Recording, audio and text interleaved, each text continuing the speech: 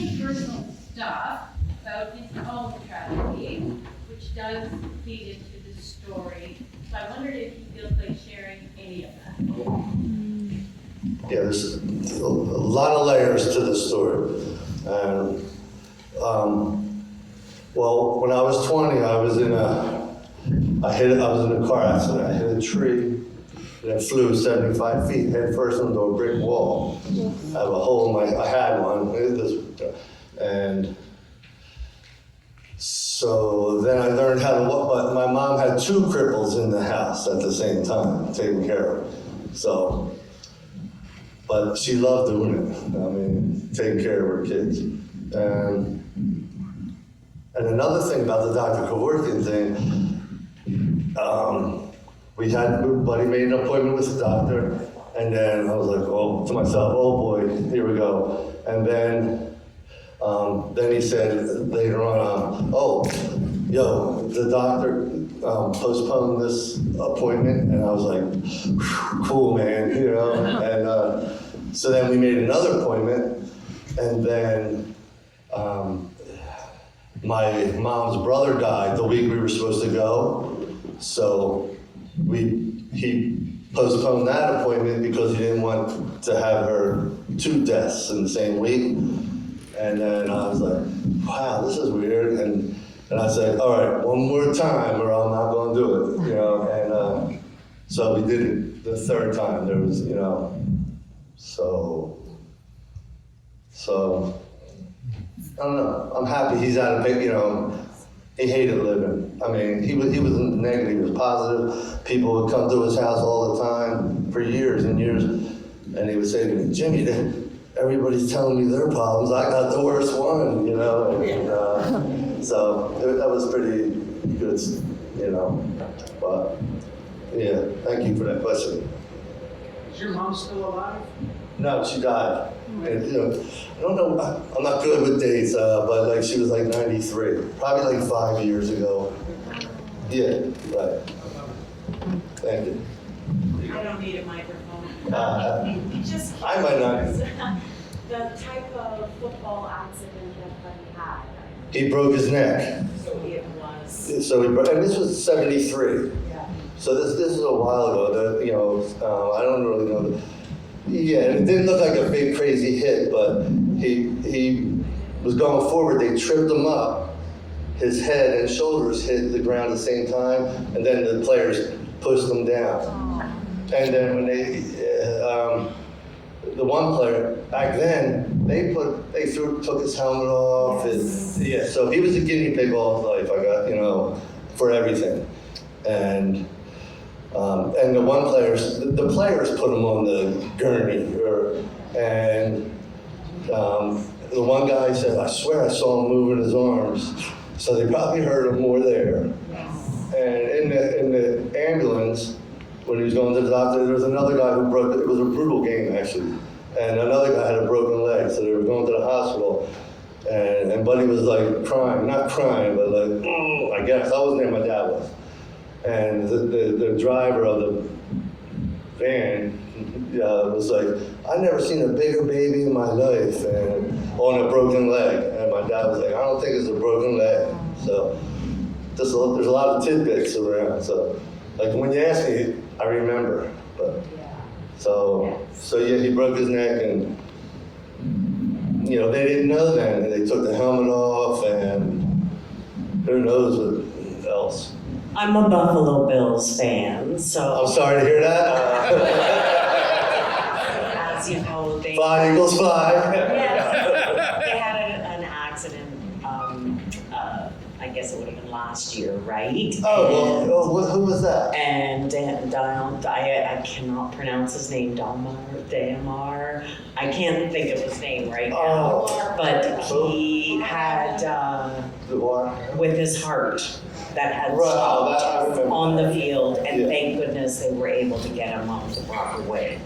So he didn't make it back, I don't think. No, it was heart. Right. Yeah, so it's just that we've learned from past. Right.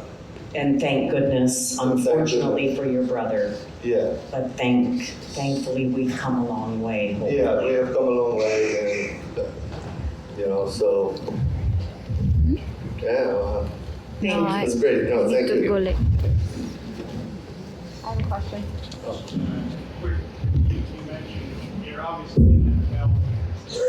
Yes. In the film. What was your mother's reaction when you got home? And how did you deal with it? That's a good question.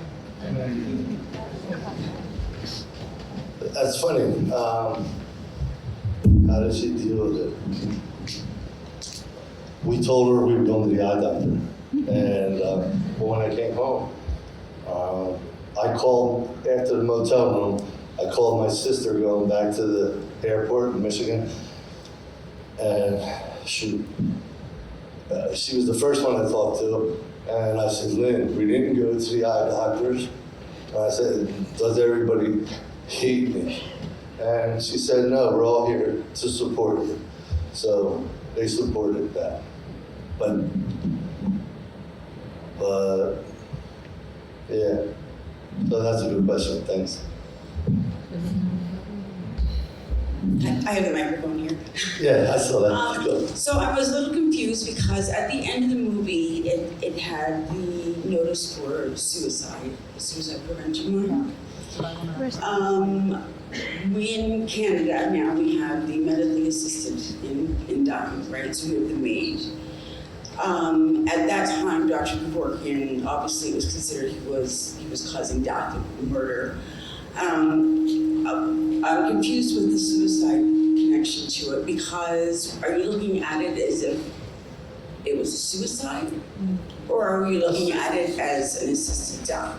It was assisted suicide. Is that not, what the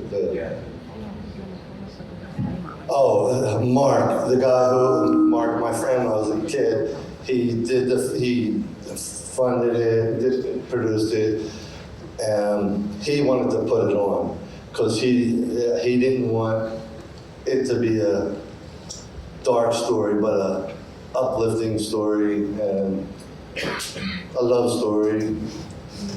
So I don't know if I answered that question or not. Thank you. And I think too, it's kind of like a disclaimer because Mark didn't want people to watch the film and then consider maybe something that they, maybe questioning if they had the will to live or something like that. So Mark, the producer, wanted to put those numbers on there just to make sure when people watch the film, if they had thoughts perhaps of taking their own life, that to point them in the right direction to get help. So. I guess I'd like just to give a couple of quick impressions from an acting point of view. I've been on this stage quite a lot, and this was a very different experience. You don't get to, in live theater, you don't do retakes. If you screw up in the performance, the audience all sees it, and you can't do anything about it. You just go home and say, have a stiff drink. In a movie, you can retake and retake and retake. There was one scene which you didn't see because it ended up on the cutting floor. It's me coming through the door of the motel into the room where Buddy is in the bed. And I think we shot that at least 5 or 6 times. He didn't like Mark didn't like the way I was either coming in or the angle of my hat or whatever it was. And he corrected me more than once. No, you don't say process, you say process. Americans don't say that. Okay, I can do that. So it was a very different experience. And when you're on the stage here, the people in the back can sort of see your facial expressions.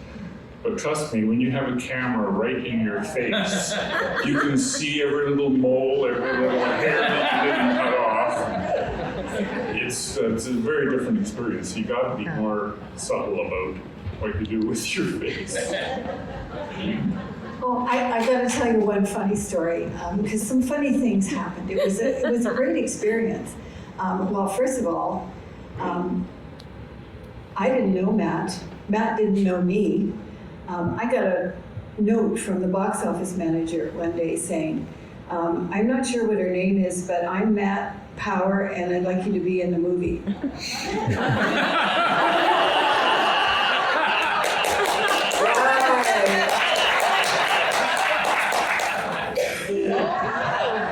A couple of nights later, I was with Bonnie Hartley at a meeting, and she was all excited because they'd done a documentary on Florence Carlyle for the art gallery.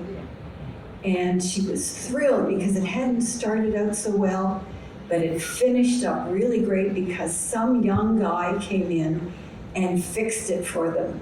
So we watched it, and the credits at the end, Matt Power, editor. I said, you know this guy, Bonnie? Oh yeah, he's great. He did this and he did that, you know. I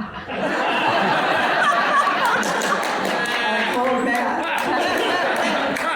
But again, the time constraints, because they were in such a rush to get everything done, that one scene where Buddy and his girlfriend are out on the patio, it was -5 degrees.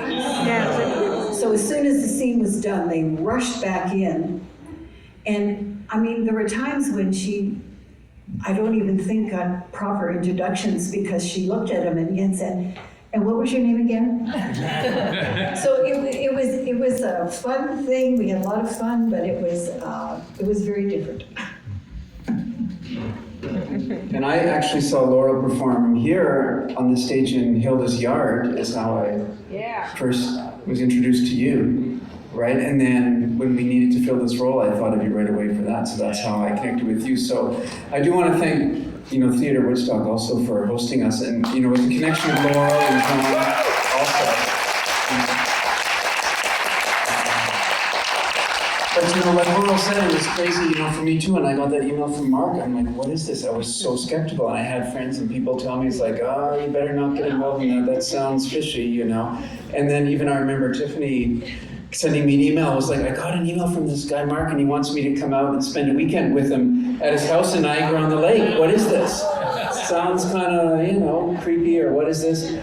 And so she happened to be in town, and I met with Tiffany at the Tim Hortons over on, across from, over by Burger King. And I explained to her, I'm like, don't worry, Mark, he's a little different, does things his own way, but it's actually legit. And let's just go with this and see what happens. So, but there were a couple times though that even on the set, we were kind of like, is this for real? Like, is this actually we're gonna finish this movie? Is this gonna work out? Because we were just flying by the seat of our pants sometimes. But yes, question. I'm just wondering what's next for the movie? Yeah. Well, we'll see. We'll start with this and see where it goes. But Mark's original plan was he had a website made that he'd shown me, and he was going to have it so that people could go on the website and watch the film, and then other films that he was going to make as well with some of the people that we saw in the credits. So since Mark has passed away, Jimmy and I, every now and then we talk with his widow about it, and she's not quite sure what she wants to do with it, but I asked her if we could do this screening and start here and then see where it goes, and she was okay with it. So we'll see what happens. Mm-hmm. Confidential, but Mark's death? Yeah, I believe it was a cardiac arrest or a heart. It was a heart thing. But he did have his own accident, which is a very crazy story too, which I didn't even touch on. But Mark became paralyzed as well when he was traveling for business in Hong Kong, and woke up one morning and couldn't move his legs and literally fell out of bed. Was laying on the floor, couldn't speak the language, and his wife back home in Florida just happened to have a feeling that there was something wrong. Called his assistant in Hong Kong and said, can you go check on Mark? She came into his room and he was laying on the ground paralyzed, and he was hospitalized for months, right? And then you took care of him for a while. And then, I lived with him in Panama for 2 years while he got paralyzed, so I'm helping him because I did it with my brother. And then when he died, I'm thinking, I don't think God wants me to tell this story, so that was interesting. But, Jimmy, I think you might be the angel.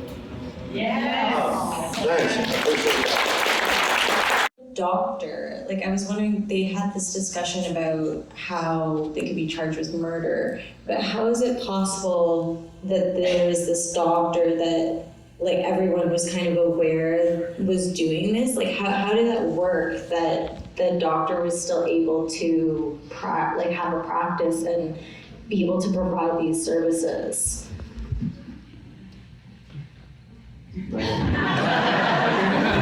I sort of know. Doctor?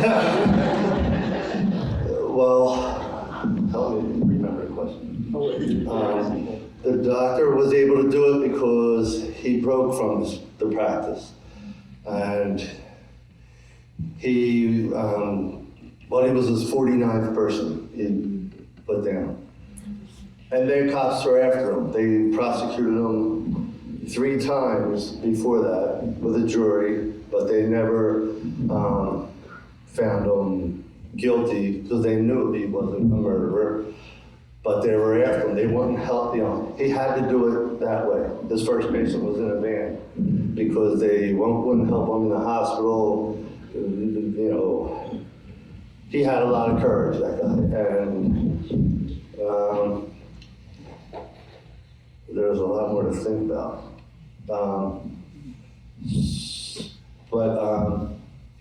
He finally did get murder charged and went to jail for 7 years because when you do that machine, you know, he hooks you up, the person has to hit the kill switch to put the poison in, but he did it on the news. This was in the United States, so I don't know the laws here.